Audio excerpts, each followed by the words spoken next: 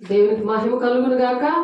దేవుడు ఇచ్చిన ఈ మహాకృపను బట్టి మన దేవునికి అనేకమైన కోట్లాది వందనాలు చెల్లిస్తూ ఈరోజు దేవుడు మనతో ఏం మాట్లాడుతున్నారంటే, దేవుడు మిమ్మల్ని దీవించును అనే మాటలు మనము నేర్చుకునే ముందు, దేవుడు మనతో మాట్లాడే ముందు మనం దేవుణ్ణి మరి ఆత్మతోనూ సత్యముతోనూ మనం ఆరాధించినప్పుడు దేవుడు మనతో మాట్లాడతారు.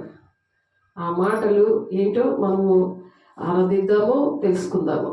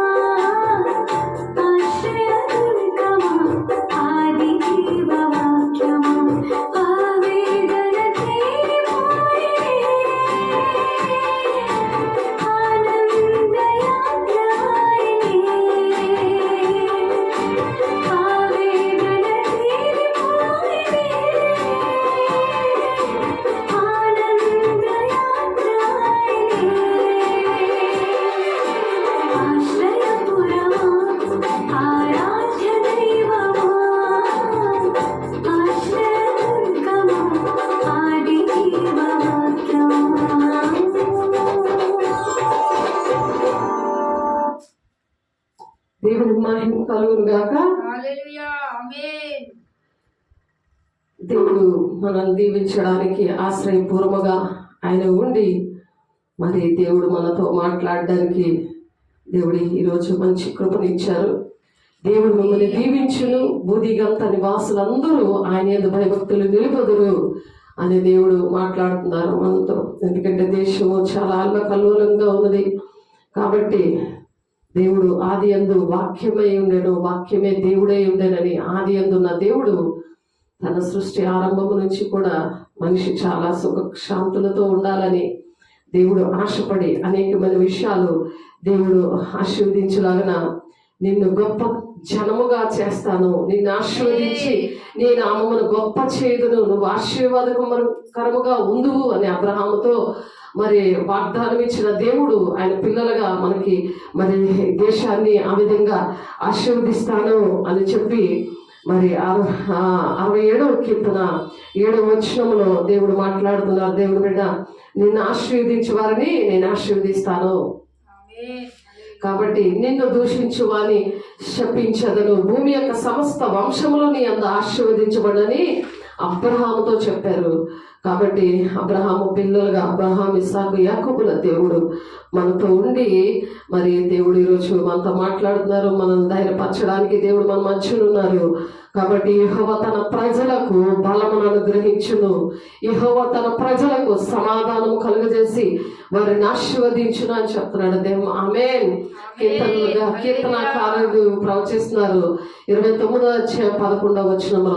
కాబట్టి దేశము బాగుండాలంటే దేశంలో సమాధానము, కుటుంబాల్లో, సంఘాల్లో, మరి గ్రామాల్లో దేవుడు సన్నిధి ఉండాలని దేవుడు ఆశపడుతున్నారు. దేవుని మాటలు మరి విని భయభక్తులతో ఉన్నప్పుడు దేవుడు ఆ విధంగా ఆశీర్వదిస్తారట. లోకులందరూ యెహోవా యందు భయభక్తులు నిలపవలెను, భూలోక నివాసులందరూ ఆయనకు వెరవవలెను అని చెప్తున్నాడు దేవుడు.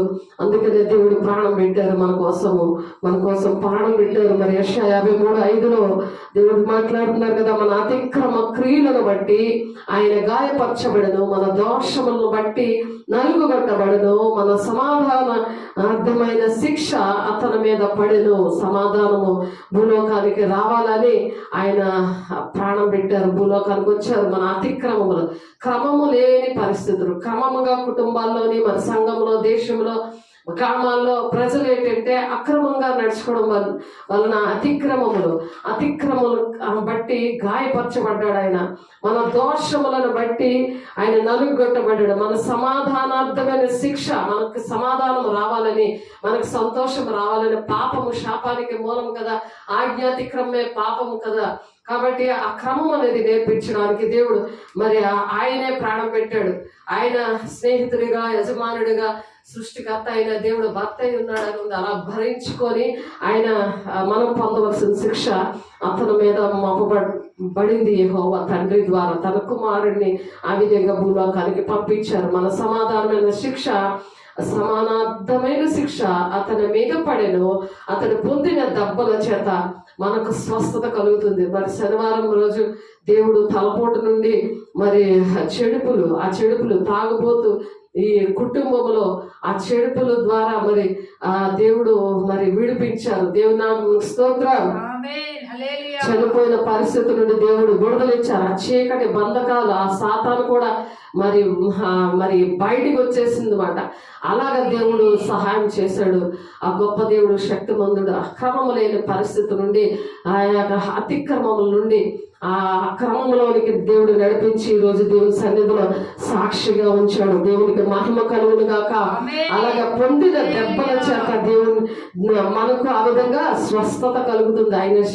ఆయన రక్తము ద్వారా దేవుడు విడుదలిచ్చారు. ఆ విధంగా దేవుడు ఆ పరిస్థితులు దేవుడు మరి ఇవ్వడానికి దేవుడు సహాయం చేశారు. మరి యెషయా 53:6లో మనమందరము గొర్రెల వలె ప్రతి వాడు కూడా తనకి ఇష్టమైన త్రోవకి తొలగిపోతున్నాడు. గొర్రెలు ఎలాగైతే అవి వాళ్ళకి ఇష్టం వచ్చిన దారిలో వెళ్ళిపోతాయో, ఆ త్రోవలో తొలగిపోతుంటాయి.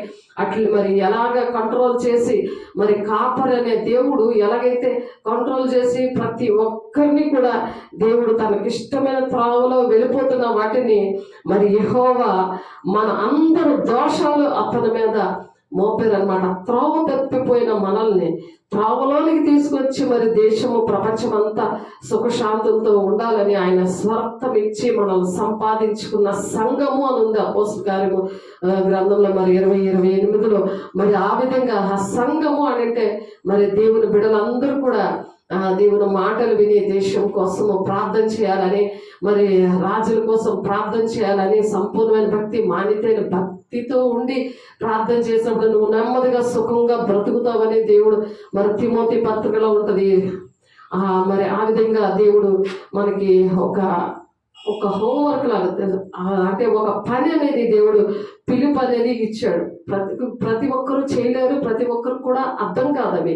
కొంతమంది ఎవరైతే నీతిగా న్యాయంగా బ్రతుకుతారో వాళ్ళకి మరి నిస్వార్థంగా ఒక త్యాగము, ఒక మరి సమర్పణ, ఒక పరిశుద్ధత, ఒక నీతితో బతుకుతున్న వాళ్ళకి, ఒక సమర్పణ త్యాగంతో ఉన్న వారికి దేవుడు అటువంటి విషయాల్ని బోధించడానికి దేవుడు ఇష్టపడుతున్నారు. దేవుని బిడ్డ మనము అలా ఉన్నప్పుడు దేశం బాగుంటది. దేవుని దగ్గర మనం ఒప్పుకోవాలి. ప్రతి పాపముని, దోషముని, అతిక్రమాలను దాచిపెట్టేవాడు వర్ధిల్లడు అని చెప్తున్నారు. అతిక్రమాలు దాచిపెట్టేవాడు వర్ధిల్లరు. కాబట్టి ఒప్పుకొని విడిచిపెట్టేవాడు కనికరం పొందుకుంటాడు అని ఉంది సామెతల గ్రంథంలో 28:13లో. కాబట్టి మరి ఆ వాక్యం అనే దేవుడు, మనం పాడుకున్న ఆ వాక్యం అనే దేవుడు మనల్ని ఎలాగా ఆశ్రయపురముగా ఉంచాడు. మనకి సేఫ్టీ ఏంటంటే వాక్యం అనే దేవుణ్ణి కలిగి ఉండాలి. వాక్యం ప్రకారం మనం నడవాలి. వాక్యం చెప్పడం కాదు కానీ వాక్యం ప్రకారం నడవాలని చెప్తున్నారు. అతడు నీటి కాలువలు ఎవరైనా నాటబడేదే ఆకువాడక తన కాలమందు ఫలమిచ్చి చెట్టు వలె ఉంటాడట. అతడు చేయనిదంతా కూడా సఫలమవుతుంది. ఎవరైతే దేవునికి ఇష్టంగా ఉంటారో, ఆ విధంగా వాక్యం అనే దేవునితో మరి సంబంధం కలిగి ఉంటారో, అలా నడుస్తారో, క్రమంగా నడుచుకుంటారు, వాళ్ళ విషయంలో దేవుడు యెహోవా యందు భయభక్తులు నిలపవలని, ఆ విధంగా భయభక్తులు నిలపాలంట. లోకస్తులు అందరూ కూడా దేవుని ఒక భయము, భక్తి ఉండాలి. ఆ చెడు వ్యసనాలు, తాగుబోతాడు. మేము వచ్చేసరికి ఇప్పుడు ఒక తాగుబోతాడు వచ్చి అలా నిలబడి ఉన్నాడు. ప్రార్థన చేసినప్పుడు దేవుడు అతన్ని తప్పించాడు అక్కడి నుంచి.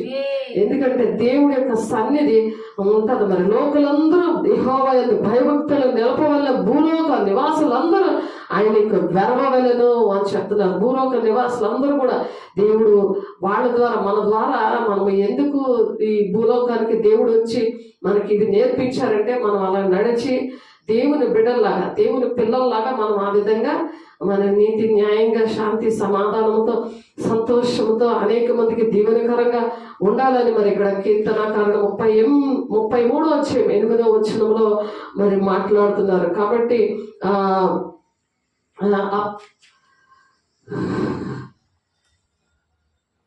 అలాగా దేవుడు మాట్లాడి మరి నిత్యము కూడా మన సూర్యుడున్నంత కాలం కూడా మనం చికిత్సే వారిగా ఉంటాం. అతను బట్టి మనుషులు దీవించబడుదురు, అన్ని జనులందరూ అతడు ధన్యుడని చెప్పుకుంటారు అని కీర్తనాకారుడు చెప్తున్నాడు. 72:17 అతని పేరు నిత్యము నిలుచును, అతని నామము సూర్యుడున్నంత కాలము చిగుర్చుచుండును, అతన్ని బట్టి మనుషులు దీవించబడుదురు, అన్య జనులందరూ అతడు ధన్యుడని చెప్పుకుంటారు అని చెప్తున్నారు. మనం అన్య జనులుగా ఉండి దేవుడు ప్రాణం పెట్టినందుకు దేవుడు మనల్ని దేవుడు ఇలాగా నిలబెట్టారు. అలాగే అనేక మందిని నిలబెట్టడానికి దేవుడు మరి ఆశపడి ఈరోజు మనతో మాట్లాడుతున్నారు. దేవుడి మీద మనం అట్టి పరిశుద్ధతో అక్రమముగా ఉండాలని దేవుడు ఆశపడుతున్నారు. మరి ఆనాడు భూదిగంత నివాసులందరూ మన దేవుడు కలుగు చేసిన రక్షణ చూచారు అని చెప్తున్నాడు కీర్తనాకారుడు. 98:3 దేవుడు రక్షణ కార్యాలు అనేక మంది చూస్తారు కానీ అది పాటించకుండా ఉంటున్నారు. అది ప్రాబ్లం. ఇక్కడ ఏదో జరిగిందిలే అని మర్చిపోతుంటారు, కృతజ్ఞత లేకుండా. ఏ విధంగా ఉంటారంటే యూదా పత్రికలో ఉంటది, 15 నుండి చదువుతున్నాను. ఒకసారి చూడండి, రాసుకోండి, మీ బైబిల్ని తెరవండి, బుక్స్ లో రాసుకోండి. భక్తిహీనులైన పాపులు తనకు భక్తి తెలుసు కానీ భక్తిహీనత, గృహాన్ని, ఇంటిని పట్టించుకోరు. దేశం ఏదవుతుందో మరి తన ఇంటిని సంరక్షించుకోలేనాడు తన సంఘాన్ని ఏ విధంగా పరిపాలిస్తాడు అనే వాక్యం ఉంది. ఇంటిని మనము చక్కగా చక్కబెట్టుకోవాలి. భక్తిహీనుడు అయిన పాపులు తనకు విరోధంగా చెప్పిన కఠినమైన మాటలన్నింటినీ గుర్చిన వారిని ఒప్పించుటకు ప్రభువు వేవేల పరిశుద్ధుల పరివారముతో ఆయన వస్తున్నాడు. ఆయన భక్తిహీనుల పాపల విషయంలో ఆయన మొదట అప్పుడు దేవుడు ప్రాణం పెట్టాడు మనకి మొదటి రాకడలో. మరి రెండవ రాకడలో ఎవరైతే సరి చేసుకోకుండా వారి జీవితాల్ని ఈ నూతన సంవత్సరంలో 2026 సంవత్సరంలో నూతనమైన జీవితము, నూతనమైన ఆత్మతో, నూతనమైన మహిమతో నింపబడి నూతనమైన కార్యాలు మరి చేయలేకపోతే ఆయన చేసిన కార్యాలు మనం కూడా చెయ్యాలనే భూలోకానికి వచ్చి ఆయన నేర్పించి 3.5 సంవత్సరాలు ఆయన మనకు అటువంటి హోంవర్క్ ఇచ్చారు. దానికి సహాయకుడిగా పరిశుద్ధాత్మ దేవుడు మనకి ఇచ్చారు. ఎవరైతే అలా ప్రయత్నిస్తున్నారో, అలా త్యాగం చేసి దేవుని కోసం బ్రతకాలి, నేను దేశం కోసం బ్రతకాలి, అందరూ కూడా సుఖశాంతులతో ప్రతి ఒక్క కుటుంబము ఉండాలి అనే ఒక ఆశ కలిగి ఉంటారో వాళ్ళకి దేవుడు ఆ వరాలు ఇస్తారు. దేవుడికి ఏ విధంగా అయితే తండ్రి చిత్తానికి లోబడ్డాడో, యెహోవా దేవునికి లోబడి ఆయన తన ప్రాణాన్ని పెట్టారో, మన అతిక్రమ క్రియలను బట్టి ఆయన గాయపరచబడ్డాడు. అలాగే దేవుని బిడ్డలు కూడా హృదయంలో గాయపరచబడతారు, శారీరకంగా గాయపరచబడతారు, మరి ఆర్థికంగా గాయపరచబడతారు. మరి అలా గాయపరచబడిన బిడ్డలకి దేవుడు అటువంటి వరాలు ఇస్తారు. స్వస్థత వరము, ప్రవచన వరము, దర్శన వరం, వాళ్ళకి రేపు ఏం జరగకపోతే అవన్నీ కూడా దేవుడు చెప్తారు. వాళ్ళ కుటుంబాల్లో అటువంటి విడుదల దేవుడు ఇస్తున్నారు. అలా ఇస్తున్నారంటే వాళ్ళలో ఏముండదు. దేవుడు ఆ టైంకి వచ్చి వాళ్ళ ఆ విధంగా కుటుంబాల్ని అలా బాగు చేయడానికి దేవుడు ఆ విధంగా నేర్పించాడు.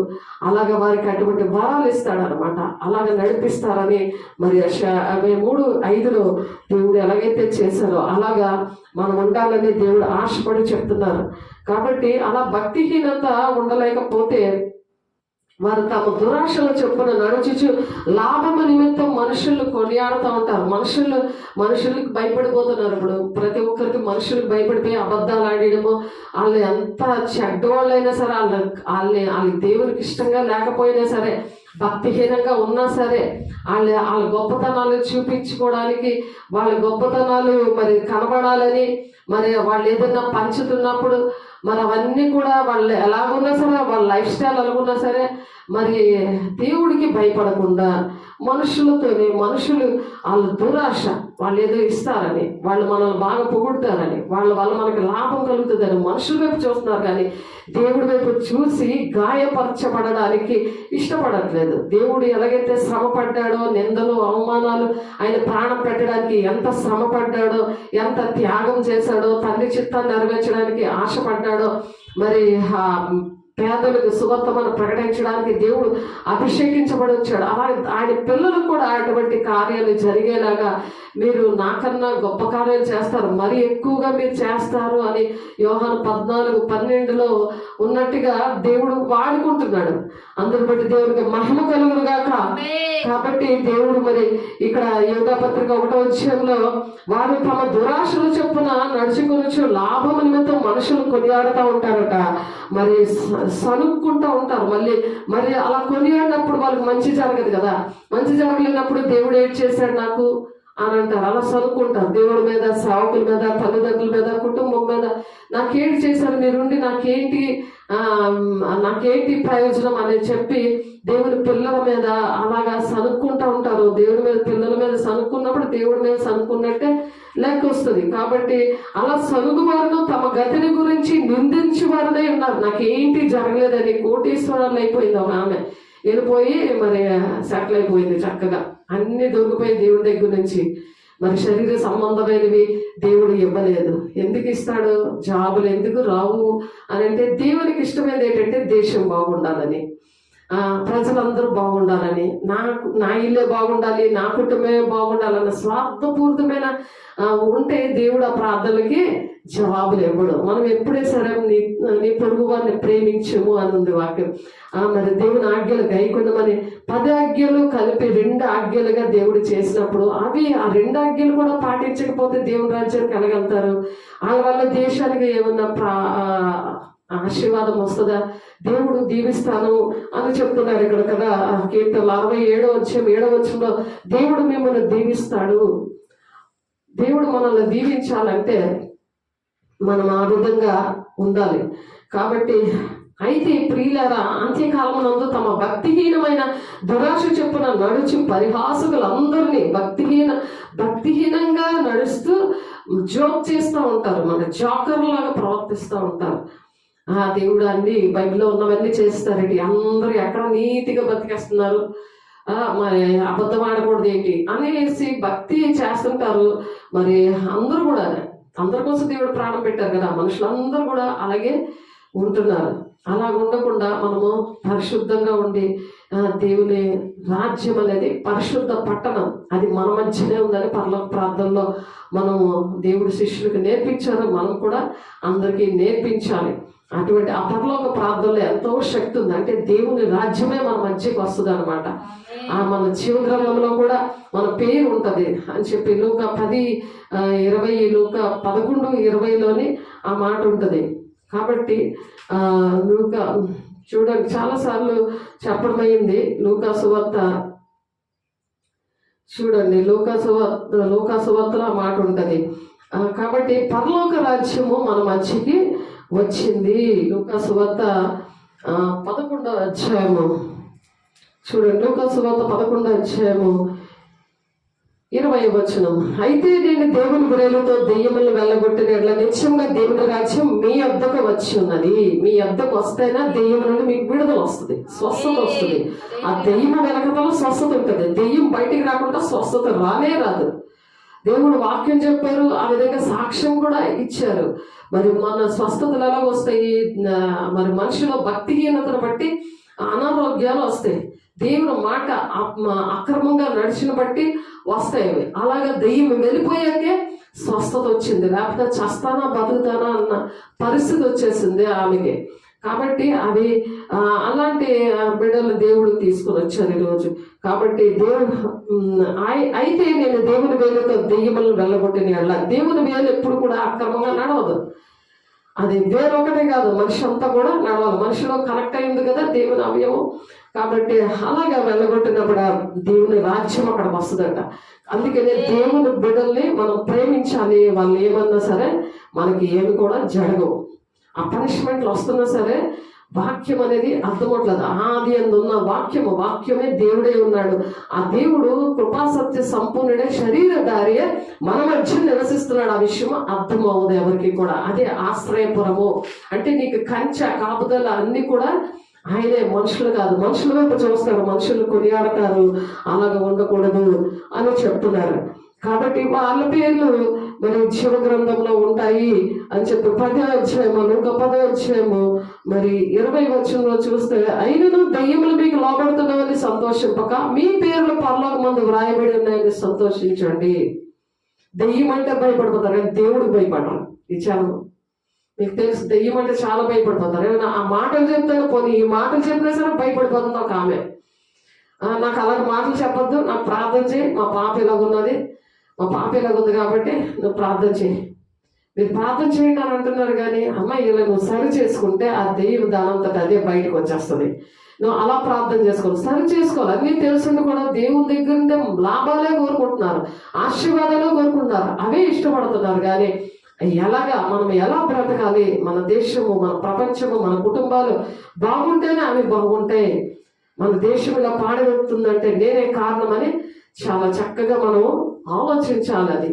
అది జ్ఞానము, దేవుడిచ్చే జ్ఞానము. దేవా నా జ్ఞానమే, ఆ జ్ఞానంతో నా ఇల్లుని చక్క పెట్టుకుంటాను అని చెప్పి ప్రతి ఒక్క మనిషి కూడా దేవుని అడగాలి. సామెతలు 14వ అధ్యాయం 1వ వచనంలో ఉంటది. కాబట్టి మన ప్రభువైన యేసుక్రీస్తు అపోస్తులు పూర్వమంది మీతో చెప్పిన మాటలను జ్ఞాపకము చేసుకుని అట్టివారు అనుకుంటారంట. మన ప్రభువైన యేసుక్రీస్తు అపోస్తుల పూర్వమంది మీతో చెప్పిన మాటలు జ్ఞాపకం చేసుకోండి. మనం అపోస్తుల బోధ ఎందుకు దేవుడు ఇచ్చారు? నా జీవితం దేవునికి అంకితం చేసినప్పుడు దేవుడు భక్తి ఏంటో తెలియలేదయ్యా, నామకార్థమైన భక్తి. ఎంత భక్తిగా ఉన్నా సరే, ఎన్నో ఉపవాసాలు చేసినా సరే నామకార్థమైన జీవితాలు. కారణం ఏంటి? వాక్యం కరెక్ట్గా లేదు, వ్యర్థమైన ఆరాధన. కుటుంబారాధనలు చేసినా, ఎంత చర్చికి వెళ్ళినా, అక్కడ ఎంత డబ్బులు ఇచ్చినా, ఏం చేసినా సరే వాక్యానుసారమైన లేదు. వాళ్ళకి డబ్బులు ఇచ్చినందుకు వచ్చింది ఆ దయ్యం. అది ప్రాబ్లం. చెప్పింది ఆ దయ్యము ఏంటంటే డబ్బులు ఇచ్చినందుకు. అలాంటి దొంగ బోధకుల దగ్గర పెరుగుతున్న వాళ్ళకి అడుక్కుంటుంది. అంటే ఆ గ్రామం అంతా తిరుక్కొని చర్చికి కూడా వచ్చి అడుక్కోవడానికి వచ్చింది. ఇలా మెసేజ్ చెప్తున్నప్పుడు శుక్రవారం ఆమెకు ఒక 20 రూపాయలు ఇచ్చినందుకు ఆ దెయ్యము వచ్చింది. ఎందుకంటే దేవుని బిడ్డలకి వెంటనే ఎఫెక్ట్ వస్తుంది. మామూలుగా నువ్వు దెయ్యం పిల్లవు అనుకో, నీకు ఎఫెక్ట్ రాదు. అదే దేవుని బిడ్డ అనుకో, వెంటనే నీకు ఎఫెక్ట్ వస్తుంది. అలాగే మరి ఆరాధన చర్చిలో కూడా శ్రీరామ్మూర్తి హాస్పిటల్లో పనిచేస్తున్న సౌదారాయణ అనే ఒక ఆమెకి మరి దేవుని బిడ్డ వేసే రక్తము కొబ్బరిలో వేసి ప్రార్థన చేస్తుంది. ఒక ఆమెకి ఫిజియోథెరపీ చేస్తున్న ఆమెకి బాగలేదని బైబిల్ చదువుకుంటే నాకు బాగలేదు అంటున్నది. వెంటనే ఈ సౌదరుని బైబిల్ చదవడం పక్కన పెట్టి వెంటనే ఆమెకు ప్రార్థన చేసినప్పుడు ఈమెకి ఇంకా అర్హత కావాలి. చదవడం కాదు, వాక్యం చదవడం కాదు, వాక్య ప్రకారం నడవాలి. నడవకుండా ఎవరికైనా ప్రార్థన మనం చేయలేము. మనం దేశం బాగుండాలంటే, కుటుంబాలు బాగుండాలంటే వాక్యములో ఉన్నది దేవుడు చెప్పినవి ప్రకారము చేయగలిగి ఉండాలి. అప్పుడు అలా చేయలేదు కాబట్టి తను ఎంత భక్తి చేసినా సరే ఆమెలోకి వచ్చేసాయి. మరి ఎక్కడది ఏఎంజీ హాస్పిటల్లో చనిపోయిన ప్రేమికులు ఇద్దరు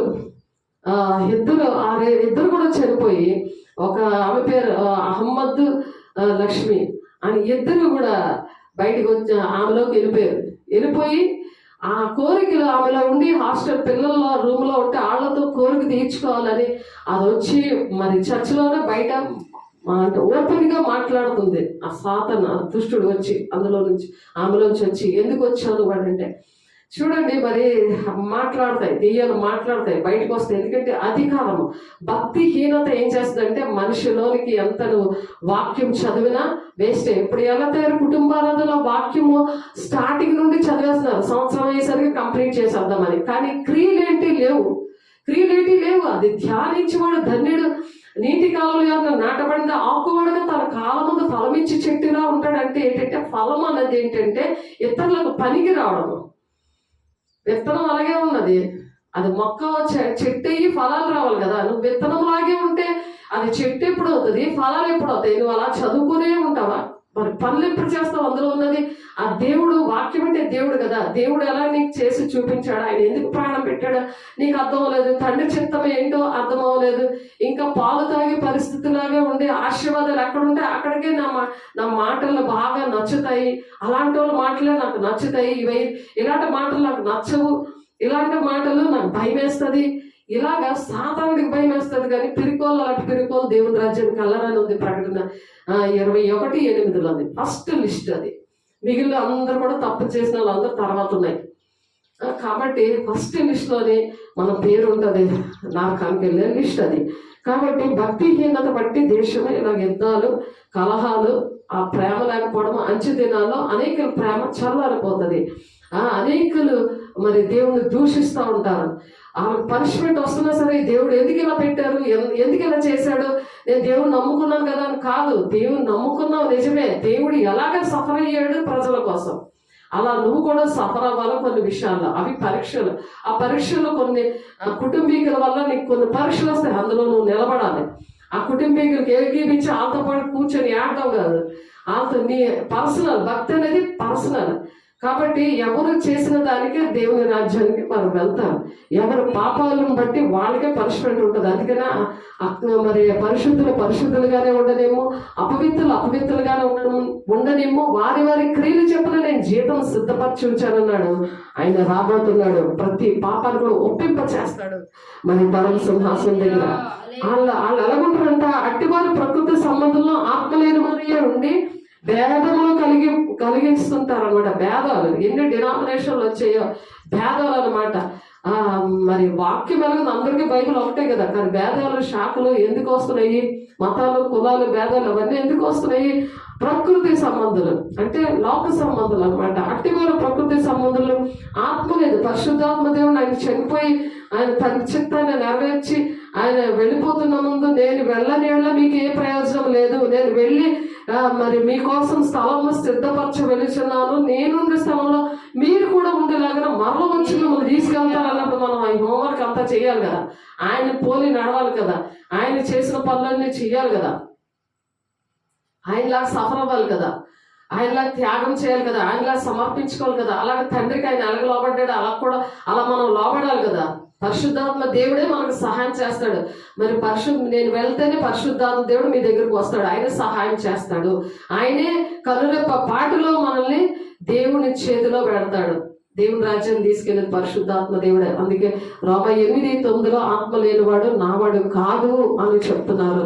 కాబట్టి పరిశుద్ధాత్మ వాళ్ళంట ఆత్మ లేని వారు ఎలా ఉంటారంట, అట్టివారు ప్రకృతి సంబంధంలో ఆత్మ లేని వారినే ఉండి భేదములు కలుగు చేయుచున్నారు. ప్రియులారా, మీరు విశ్వసించి అతి పరిశుద్ధమైన దాని మీద మిమ్మును మీరు కట్టుకొనుచు పరిశుద్ధాత్మలో ప్రార్థన చేయమంటున్నారు. ప్రార్థన చేయాలి, పరిశుద్ధాత్మలో మనం ప్రార్థన చేయాలి. మనం ఆ విధంగా మనల్ని మనం కట్టుకోవాలి. ఎవరో మనల్ని కట్టరు, దేవుడు వాక్యంతో కడతాడు. దేవుడే మన జీవితాలు కడతాడు. దేవుడే మన జీవితాలు బాగు చేసి మరి పాపం నుండి శాపం నుండి విడిపించిన దేవుడు అనుక్షణము కూడా నువ్వు దేవుని బాహాటంగా సిలివేసినట్టు నువ్వు బూతులు, అబద్ధాలు, మోసము, బాధ్యత లేకుండా ఉండడము, గోండాయిజం చెయ్యడము అలాంటివి చేయకూడదు కదా. అవన్నీ సాతానుకు సంబంధించినవి కదా.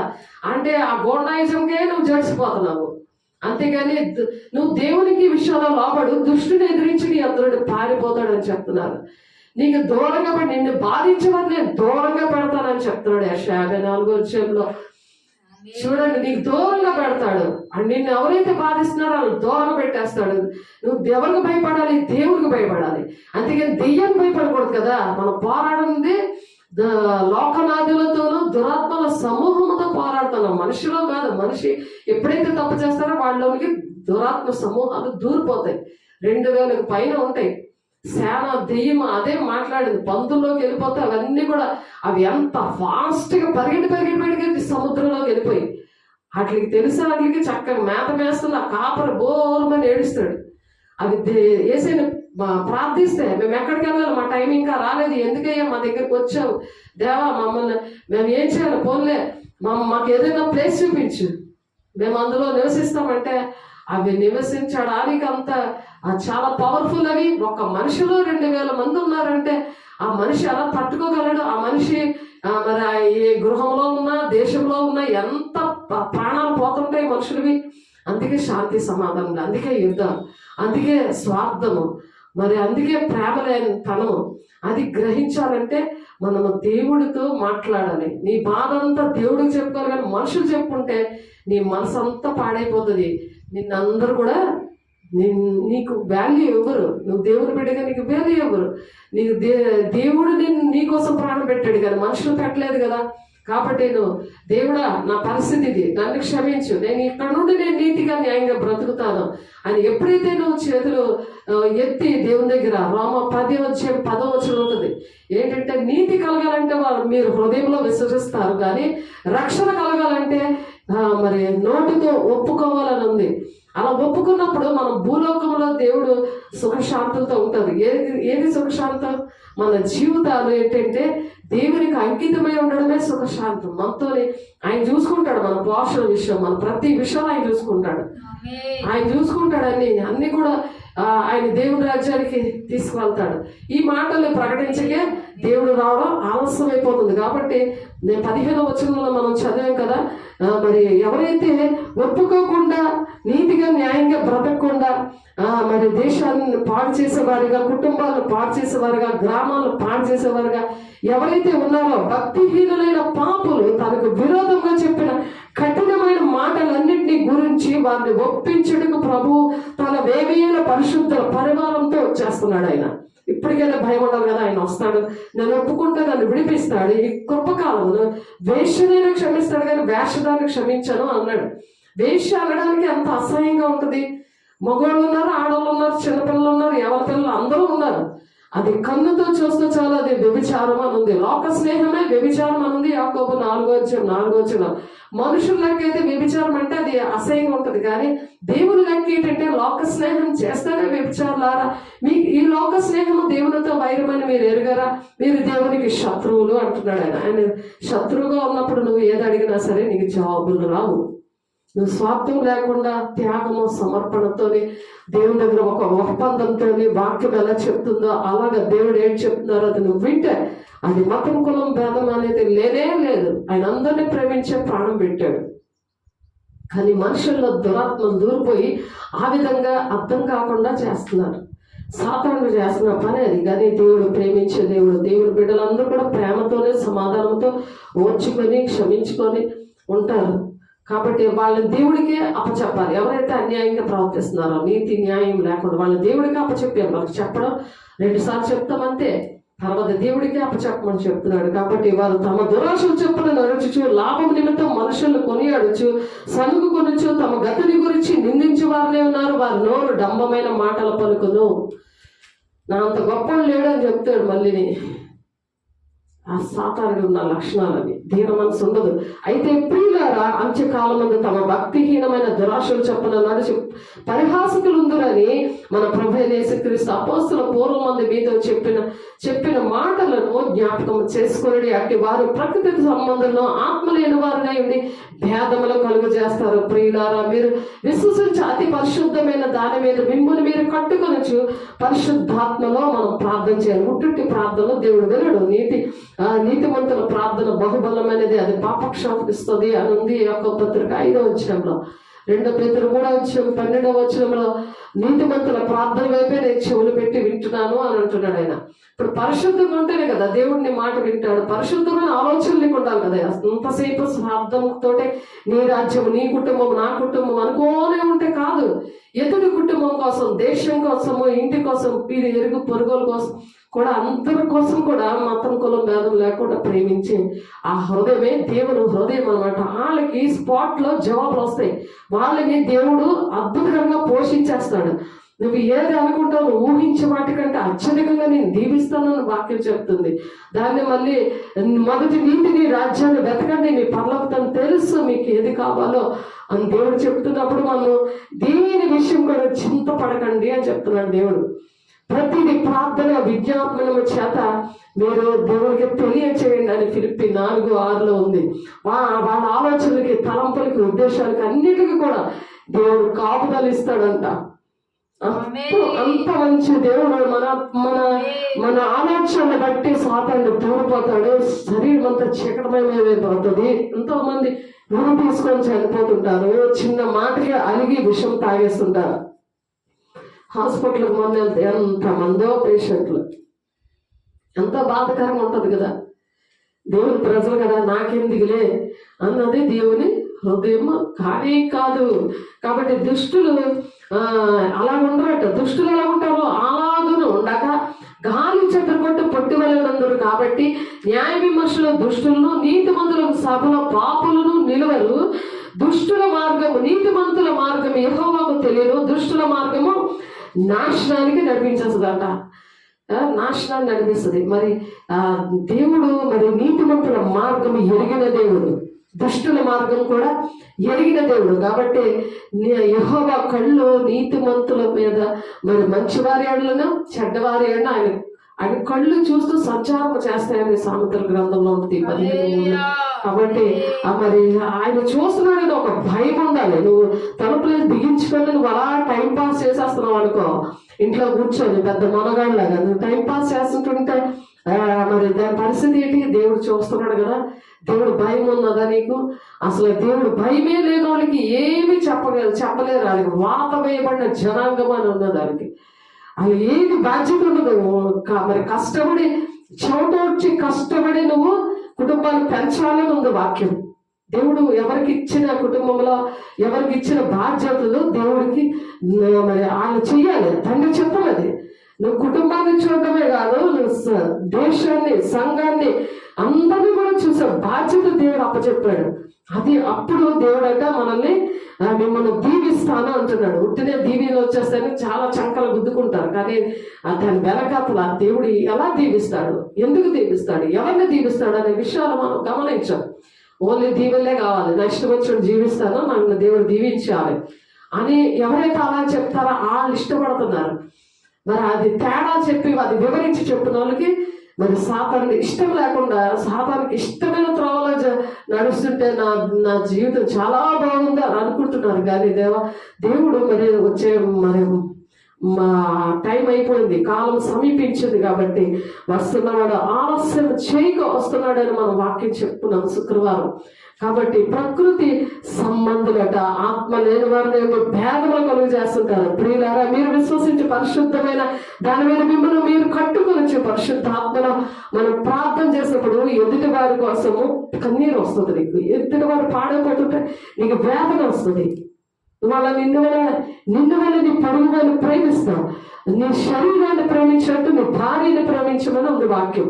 అలాగే భార్యనే ఇంట్లో ప్రేమించడం నువ్వు మరి ఎరుగు పొరుగులు ఏం ప్రేమిస్తావు? అది సైతాన్ లక్షణాలు కదా, అది దుర్మార్గుల పనులు కదా. అవి నువ్వు తాక్కుని తంగనాలు ఆడుకొని బూతులు ఆడుకొని నా అంతటా లేడని వచ్చి పడిపోయి ఫోన్లు చేసుకొని నేను గోండాయిజం చేస్తే దేవుడు నిన్ను కొడతాడనే భయం రావాలి. దేవుని బిడ్డల వైపు మరి అలా చూడకూడదు, వాళ్ళు అలా బాధ పెట్టకూడదు అసలు. మరి ఈ ఏరియాల్లో ఎక్కువ అవే జరుగుతూ ఉంటాయి. 8 ఏరియాలు ఇలాంటి ఏరియాలు చేయడం బట్టి అనుభవం వచ్చేసింది బాగా. దేవుడు అటువంటి ఏరియాల్లో నన్ను వేయడానికి కూడా నా కుటుంబంలో జరిగిన మరి ఆ సాక్ష్యమే నన్ను దేవుడు అటువంటి వేదన ఉన్న వాళ్ళని, దేవుడు అటువంటి సాక్ష్యం ఉన్న వాళ్ళని, ఏ విషయంలో నిన్ను దేవుడు దీవించాడో అటువంటి వారికి దీవెనకరంగా దేవుడు చేశాడు. ఎంత గొప్ప దేవుడు చూడండి. అటువంటి దగ్గరికి వెళ్తారా? అటువంటి బాధలు పట్టించుకుంటారా? ఏది మనీ మైండ్ లేకుండా, ఏది ఆశించకుండా ఆలోచించండి. ఎలాగ దేవుడు మనసుతో చేయగలరు? దేవుడు ఎంత గొప్ప దేవుడు! ఆ ప్రేమ ఎక్కడి నుండి వస్తుంది? ఆ ధైర్యం ఎక్కడి నుండి వస్తుంది? ఆలోచించండి. దేశం ఆశీర్వదించబడాలంటే దేవుని బిడ్డలు కావాలి మనకి. సగానికి సగం మంది మాత్రమే వెళ్తారు. ఇరుకు మార్గంలో ప్రవేశించ పోరాడండి అంటున్నాడు. అందుకే దేవుడు ఆ పోరాటంలో దేవుని అటువంటి ప్రార్థన చేసినప్పుడు, పరిశుద్ధాత్మలో మనం ప్రార్థన చేసినప్పుడు దేవుడు మనలో నుండి దుఃఖపడుతూ ఉంటాడు. మనం దుఃఖపడము. దేశం పాడిపోతే నాకెందుకు అంటాం. కానీ పరిశుద్ధాత్మలో ప్రార్థన చేస్తున్నప్పుడు, మన వాక్యానుసారంగా నడిచినప్పుడు పరిశుద్ధాత్మ దేవుడు మనలో ఉండి దుఃఖపడి మరి అటువంటి ప్రార్థన చేస్తారంట. చూడండి, మరి యూదా పత్రిక మనం చదువుతున్నాము. ప్రియులారా, మీరు విశ్వసించు అతి పరిశుద్ధమైన దాని మీద మిమ్మల్ని మీరు కట్టుకొనొచ్చు, పరిశుద్ధాత్మలో ప్రార్థన చేయొచ్చు, నిత్య జీవార్థమైన మన ప్రభువు యేసుక్రీస్తు కనికరము కొరకు కనిపెట్టుకోండి. ఆయన కనికరము మన మీద ఉండాలి. ఆయన ఉగ్రత మన మీద ఉండకూడదు. ఆయన కనికరం. తప్పు చేసినప్పుడు ఎవరికైనా కోపం వస్తుంది కదా. మరి దేవుడు, మరి ప్రాణం పెట్టిన దేవుడికి ఇంకంత ఉగ్రత వస్తుంది. నువ్వు ఇంకా మారకుండా ఆ కుక్కలా కక్కిందే తింటా ఉండి, అటువంటి చెడు వ్యసనాలతో ఉండి, మరి దేవుడి పిల్లల్ని బాధ పెడతా, మరి దేశానికి అవమానకరంగా, ఆ దేశం బాగుండాలి. మనం పరిశుద్ధంగా ఉండి మనం ప్రార్థన చేయాలి. పరిశుద్ధాత్మతో ప్రార్థన చేయమంటున్నాడు ఆయన. అందరూ దీవించబడాలంటే అందుకు కదా భూలోకాన్ని పంపించారు, అందుకు కదా ఆయన ప్రాణం పెట్టారు. అది గమనించాలి. కాబట్టి నిత్య జీవార్థమైన మన ప్రభువు యేసుక్రీస్తు కనికరము కొరకు కనిపెట్టించు, దేవుని ప్రేమలో నిలిచినట్లు కాచుకుని ఉండు.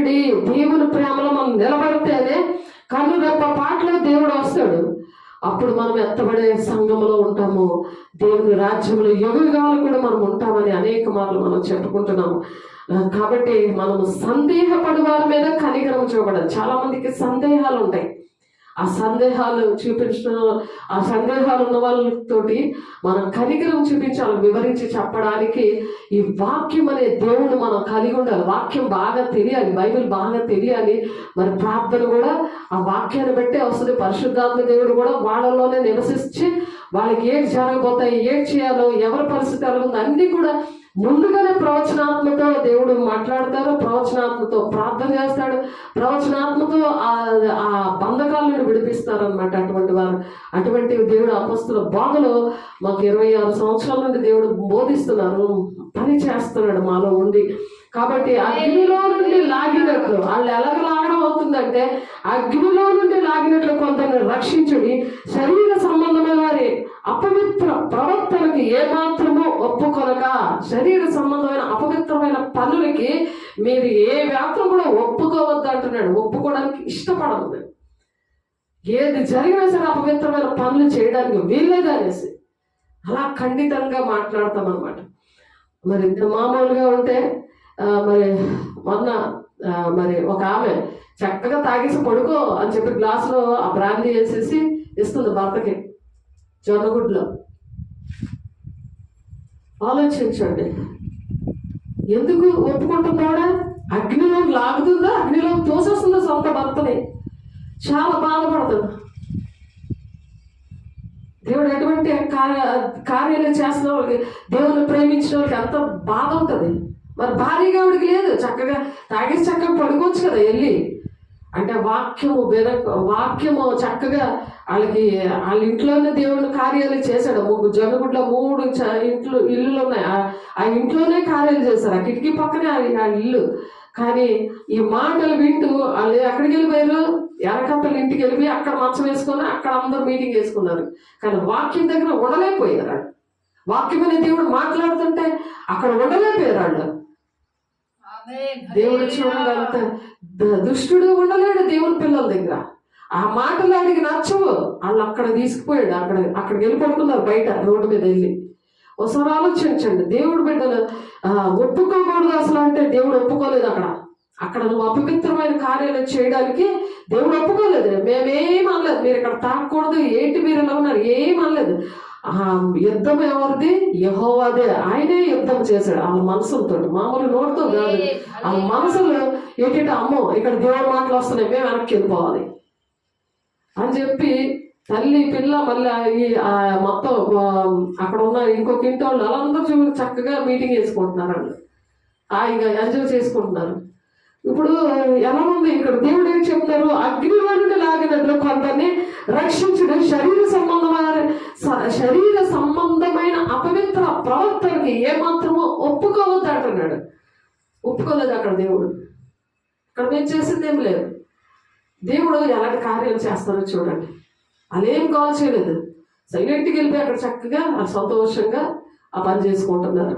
కాబట్టి అగ్నిలో లాగినట్లు కొందరిని రక్షించుడి శరీర సంబంధమైన అపవిత్ర ప్రవర్తనకు ఏమాత్రం ఒప్పుకొనగా దానిని అసహించుకొనొచ్చు భయముతో కొందరిని కనికరించండి. కనికరిస్తున్నాం అంతే. దేవుడు పిల్లలుగా ఉండి కనికరం ఇచ్చాడు దేవుడు. అక్కడ వాళ్ళేమో అపవిత్ర ప్రవర్తన అక్కడ చేయకుండా దేవుడు ఒప్పుకోకుండా వాళ్ళంతటి వాళ్ళే వెళ్ళిపోయేలాగా చేశాడు గొప్ప దేవుడు. చూడండి, దేవుడు మహిమ కలుగును గాక. తొట్టిల్లకుండా మిమ్మల్ని కాపాడుటకును తన మహిమ ఎదుట ఆనందంతో మిమ్మల్ని నిర్దోషులుగా నిలవబెట్టుటకును శక్తిగల మన రక్షకుడైన అద్వితీయ దేవునికి మన ప్రభువైన యేసుక్రీస్తు ద్వారా మహిమయు మహత్యమును ఆధిపత్యమును అధికారమును యుగ యుగముల పూర్వమును ఇప్పుడును సర్వ యుగమును కలుగునుగాక. ఆమేన్. సర్వ యుగాలు కూడా ఆయనకు మహిమే, ఆయనకు మంచి పేరే. అతని బిడ్డలకు కూడా ఇప్పుడు మంచి పేరే ఉంటది. ఎవరైనా సరే ఎంత మంచి వాళ్ళండి అంటారు, కానీ ఎవరు కూడా దేవుని బిడ్డలు చెడ్డవాళ్ళు అని అనరు కదా. వాళ్ళందరూ దేవుడు బాగుండాలనే చూస్తారు కదా. ఆలోచించండి, అది దేవునికి మహిమ అనమాట. దేవుని పిల్లలుగా మనం దేవుని పరువు తీసేటట్టుగా ఉండకూడదు. నమ్ముకున్నామని పేరే కానీ నువ్వు జీవిస్తున్నావే కానీ నువ్వు మృతుడివే అంటున్నాడు. నువ్వు జీవిస్తున్నావు చచ్చినోడు కింద లెక్క. నువ్వు బ్రతికున్నా సరే చచ్చినోడు లెక్క. నువ్వు దేవుడి మాటలు వినకుండా నువ్వు ఇంకా కుక్క బ్రతికే బ్రతుకుదు, కక్కిందే తింటూ బాధ్యత లేకుండా నువ్వు దాక్కోవడము అవి మంచిగానే. అవి నువ్వు చక్కగా 3 నుండి 6 వరకు ప్రార్థన చేసుకోమన్నారు దేవుడు. ప్రార్థన చేయాలి, ప్రార్థన చేసి దేవుడికి ఇష్టంగా బ్రతకాలి. దేవుడు రాజ్యానికి వెళ్ళలేదు. దేవుడు మన దెయ్యానికి జరిసిపోయి నువ్వు నరకానికి వెళ్ళిపోతావా? దేవుడికి లోబడి దేవుని రాజ్యానికి వస్తావా? ఆలోచించండి. దేవుడికి లోబడి మనం దేవుని రాజ్యానికి సిద్ధపడదాము. దేవుడి మాటలు దీవించడు గాక, దేవుడు మిమ్మల్ని దీవించడు గాక అని మనం కీర్తన 67:7 ప్రకారం మనం దీవించి ఆశీర్వదించడు గాక. ఆమేన్. పరిశుద్ధుడా, ప్రేమగల దేవా, అభిషేకుడా, నీ కృపగల నామలో, నీ మహిమగల నామలో అయ్యా మీరు ఇక్కడ అధ్యక్షుడు వహించి మహిమతో మమ్మల్ని నింపారు ప్రభా. మీరు వచ్చి మాట్లాడితే మేము మాట్లాడగలం ప్రభా. మీ దేశాన్ని అంతగా ప్రేమించారు, మా కుటుంబాల్ని గ్రామాల్ని అయ్యా నా తండ్రి మేము చేస్తున్న పరిచయం మీరు అంతగా దీవించారు, ఆశీర్వదించారు. అయ్యా మీకు వందనాలు మహిమగల దేవా. మాట్లాడి ప్రతి ఒక్కరు హృదయంలో నూరంతలుగా ఫలింపు జరగాలిగా చేస్తున్నాము. ప్రతి అతిక్రమమును అక్రమ అక్రమాలుగా నడుస్తున్న దురాత్మ శక్తులను యేసునామములో బయటికి రమ్మని ఆజ్ఞాపిస్తున్నాను. ప్రతి ఒక్క బిడ్డలు కూడా పరిశుద్ధపరచండి, పవిత్రపరచండి, నీతిగా న్యాయంగా పరిశుద్ధంగా నడిచి దేశము ప్రపంచం అంతా కూడా దీవెనకరంగా ఉండి ప్రతి ఒక్కరూ దేవుని రాజ్యం వారసులుగా ఉండడానికి ప్రతి ఒక్క బిడ్డను అభిషేకించి నీ మహిమతో నింపి సమస్త మహిమ ఘనత ప్రభావం మీకే ఆరోపించుకుంటూ యేసయ్య పరిశుద్ధ నామములో బ్రతిమలాడి వేడుకుంటున్నాం తండ్రి. ఆమేన్. తండ్రి యొక్క దీవెన, కుమారుని యొక్క కృప, పరిశుద్ధాత్మిక నిత్య సహవాసము ప్రతి ఒక్కరికి సదాకాలము తోడైంది నడిపించిన గాక. ఆమేన్. దేవునికి మహిమ కలుగును గాక. God bless. దీవించి ఆశీర్వదించిన గాక. ఆమేన్.